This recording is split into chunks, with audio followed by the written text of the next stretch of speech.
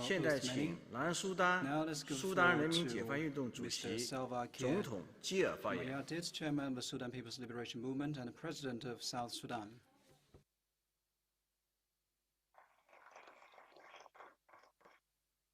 Thank you very much, sir. Your Excellency, Xi Jinping, General Secretary of the CPC Central Committee and President of China, esteemed leaders of the political parties participating at this summit, ladies and gentlemen, I greet you in the name of my country, the Republic of South Sudan, and in the name of the party I lead, the Sudan People's Liberation Movement, SPLM. Let me begin my remarks by congratulating once again Comrade Xi Jinping and the CPC under his steady leadership for the just concluded CPC's 100th anniversary celebration. I commend you for achieving this incredible milestone in your country's history. I would also like to thank His Excellency Xi and CPC for giving me this opportunity to briefly address this important summit. My participation here is an honor to the people of South Sudan and the SPLM party, which championed their liberation. I also consider my participation as a recognition of the people-centered philosophy of our respective parties.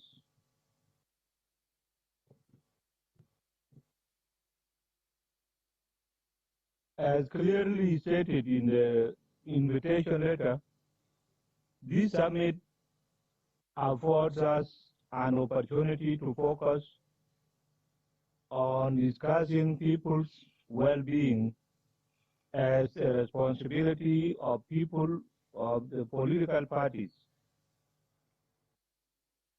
While this theme was chosen by you, it aptly captures our challenge in South Sudan. And I think that other participants in this summit also identify with this theme. For us, the challenge we are facing is how to uplift our people from poverty in situation of excess needs induced by war. This challenge is even made worse by the humanitarian programming prepared by some stakeholders that does not give any room to development-oriented planning. We are the only post-conflict society in history where political imperatives have been subordinated to economic imperatives through withholding of external funding and insistence on a humanitarian model that reflects to operate outside governmental oversight.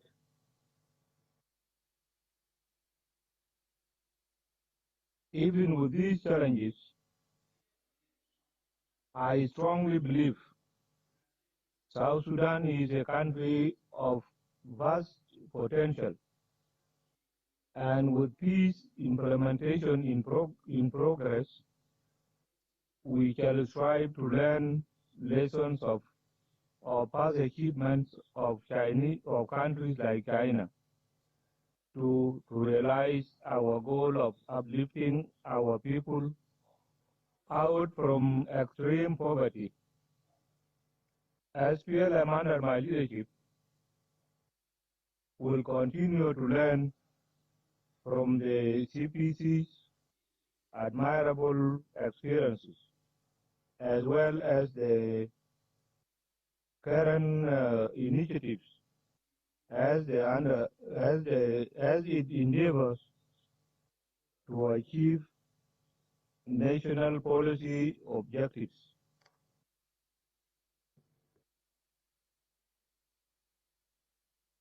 This learning goal will be aided by strong bilateral relations we built with China in the last 10 years. These bilateral ties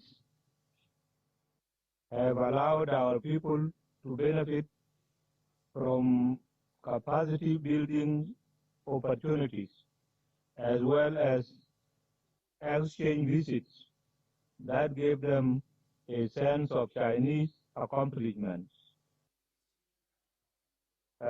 This is the objective we will pursue with patience, because the weight of our people's expectation will give us the strength and determination to deliver on it.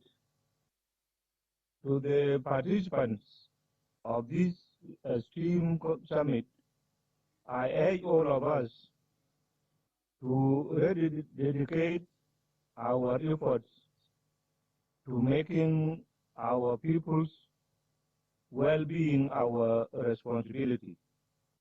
Once again, I thank His Excellency Xi Jinping for this opportunity and all the participants in this summit for listening to us. Thank you very much.